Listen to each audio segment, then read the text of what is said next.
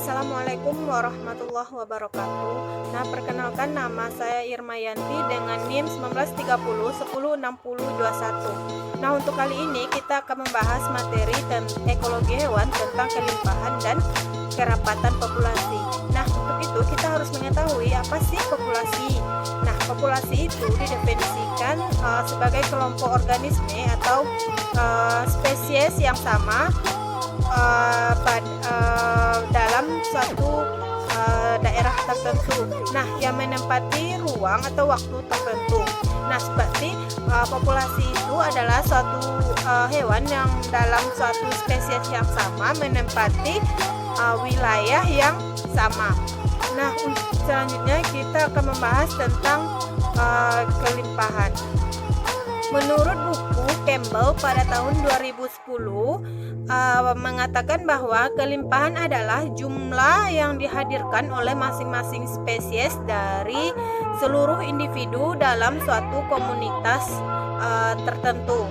Nah, buku ini juga menjelaskan bahwa kelimpahan relatif adalah proporsi yang dipresentasikan oleh masing-masing spesies dari seluruh individu dalam suatu komunitas tertentu. Nah, dari dua pengertian ini dapat kita simpulkan bahwa kelimpahan itu adalah jumlah atau banyaknya individu pada suatu area tertentu dalam suatu komunitas. Selanjutnya kita akan bahas tentang kerapatan populasi. Nah, kerapatan itu sendiri adalah ukuran besarnya populasi dalam satuan ruang atau volume tertentu. Nah, pada umumnya ukuran besarnya populasi itu digambarkan dengan cacah individu atau dengan biomas populasi per satuan ruang atau volume. Dalam menentukan beberapa kerapatan dari dalam suatu populasi dalam skala ruang yang relatif sempit, kita dapat melakukan perhitungan cacah individu atau biomas populasi secara menyeluruh atau total content. Namun pada ruang yang relatif luas, kita dihadapkan pada suatu keterbatasan.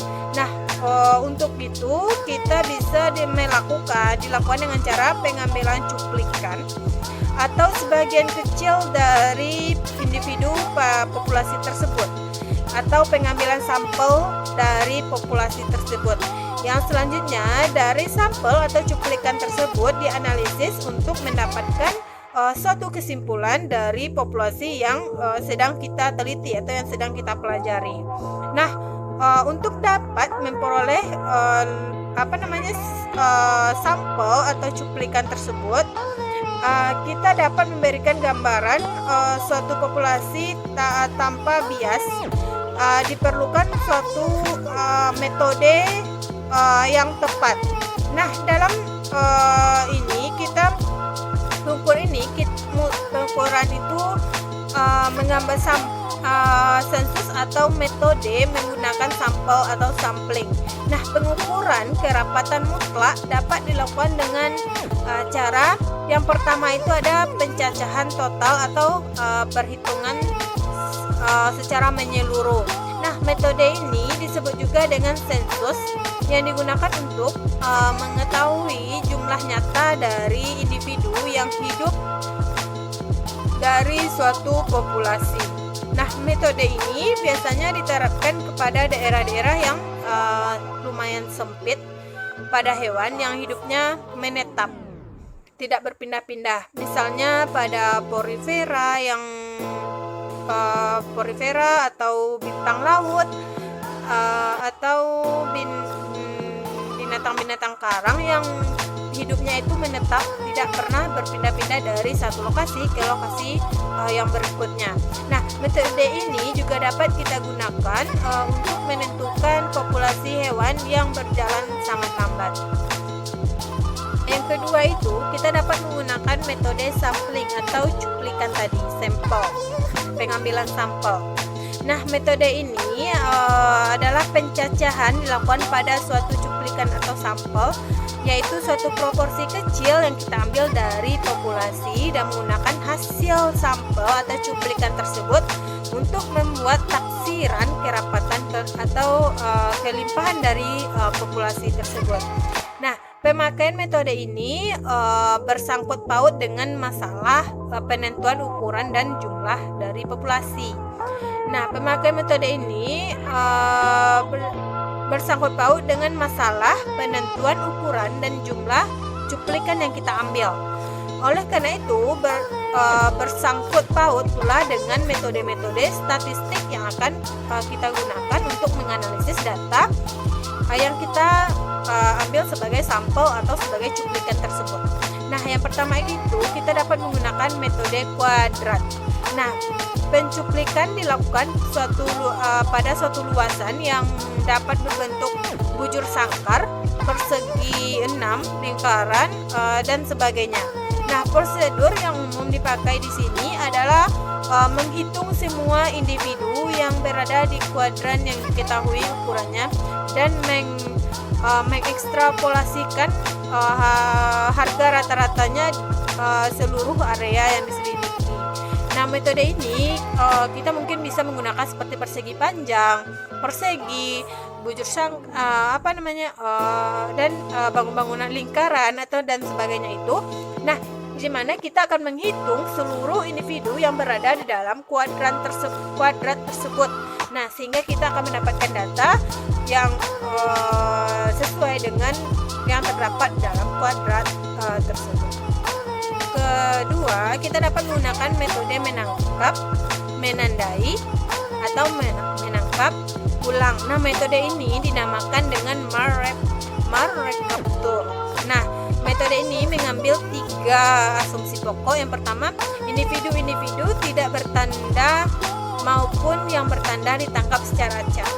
Yang kedua, individu-individu yang diberi tanda mengalami laju mortalitas yang sama seperti yang tidak tertanda atau yang tidak bertanda. Nah, tanda-tanda dikenakan pada individu tidak hilang ataupun tidak tampak. Nah, yang ketiga, kita menggunakan metode pengambilan. Nah, metode ini umum digunakan untuk menaksir besar populasi mamalia kecil. Asumsi-asumsi dapat kita gunakan dalam metode pengambilan ini. Yang pertama ada populasi tetap stasioner selama periode penangkapan. Nah, yang kedua, peluang setiap individu populasi untuk tertangkap pada setiap periode penangkapan adalah sama. Yang ketiga itu probabilitas penangkapan individu dari waktu selama periode penangkapan adalah sama. Nah, selanjutnya itu kita akan membahas tentang parameter utama populasi, yaitu ada natalitas, merupakan kemampuan populasi untuk bertambah atau untuk meningkatkan populasinya, yaitu angka kelahiran. Dan selanjutnya ada mortalitas. Nah, mortalitas itu adalah kematian dari individu dalam suatu populasi. Nah, mortalitas ini dapat dibedakan menjadi 2. Yang pertama itu mortalitas ekologis, yaitu mortalitas yang direalisasikan, yakni matinya individu di bawah kondisi lingkungan tertentu.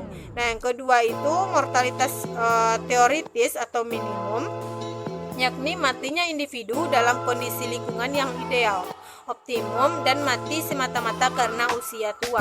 Nah, jadi mortalitas ekologis itu mati akibat tidak dapat beradaptasi dengan lingkungannya atau akibat dari perubahan lingkungan gitu. Nah, sedangkan mortalitas minimum itu memang sudah sampai umurnya atau karena sudah tua jadi dia mati gitu. Yang ketiga ada migrasi, yaitu perpindahan satu individu atau suatu populasi ke suatu tempat tertentu. Yang keempat yaitu kepadatan. Nah, kepadatan itu adalah merupakan jumlah individu suatu spesies per satuan luas atau volume. Nah, selanjutnya itulah yang dapat saya sampaikan mengenai kelimpahan dan kerapatan populasi untuk kali ini, dan mudah-mudahan itu bermanfaat. Saya akhiri dengan wassalamualaikum warahmatullahi wabarakatuh.